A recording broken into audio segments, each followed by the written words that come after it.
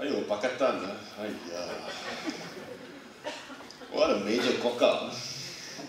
But it's okay because I expected them to cock up earlier.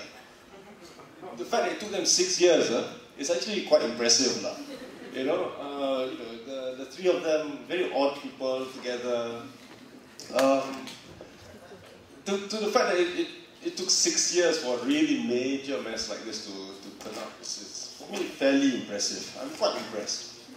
Now, they have to sort it out. Okay, we look at the system, and Chin Huat explained our system. The thing about any sort of system, you could have a poor system, or even if it's not poor, a vague system of governance, but you can still have good results. Okay, like what he showed with Margaret Thatcher and all that. Incidentally, it was a happy day for those of us who are left-leaning when Margaret Thatcher finally resigned and was replaced by the kindly and grey John Major. But you see, I mean, if you look at the British system, for example, there are so many odd things about it. All right, not necessarily just about the Parliament and all the rest of it. If you look at, say, the legal system, at one point, I mean, we talk about separation of powers. Everybody talks about separation of powers, hoo-ha, judiciary, executive, legislature, okay? But there was a point when the Lord Chancellor, who was the head of the judiciary, was also a member of cabinet and was also a member of the House of Lords, which was part of the legislature. That means you had one person who had his feet. He had only 2 feet, but he had to find another foot to put into 3 places. But the system worked because, there's a sense of honor, etc. The cases about the government, he would step out, he would step down from the bench, etc.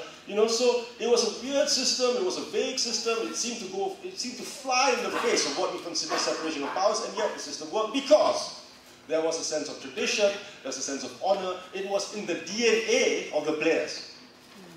But if this kind of honor, this kind of tradition is not in the DNA of the players, then no matter how good the rules are, no matter how clear the rules are, you're going to get anomalies. What if Chin Huat's suggestion is not taken up? Alright? What if Chin Huat's suggestion, his suggestion basically is to have a leadership election within the Pakatan Adun's caucus, and whoever wins that election, that's the person who should be the MD. What if they don't decide to do that? What if it's not taken up? Then what can happen?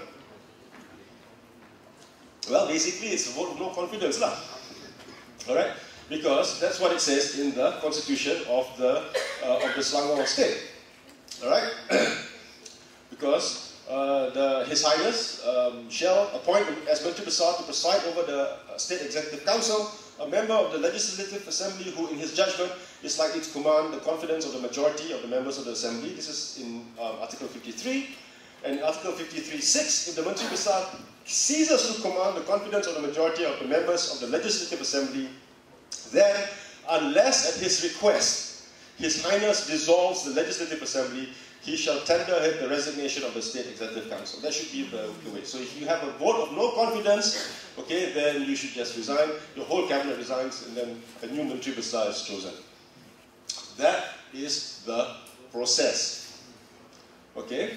And a vote of no confidence, incidentally, does not mean going to the Sultan's house for a cup of tea and then telling him, we have no confidence.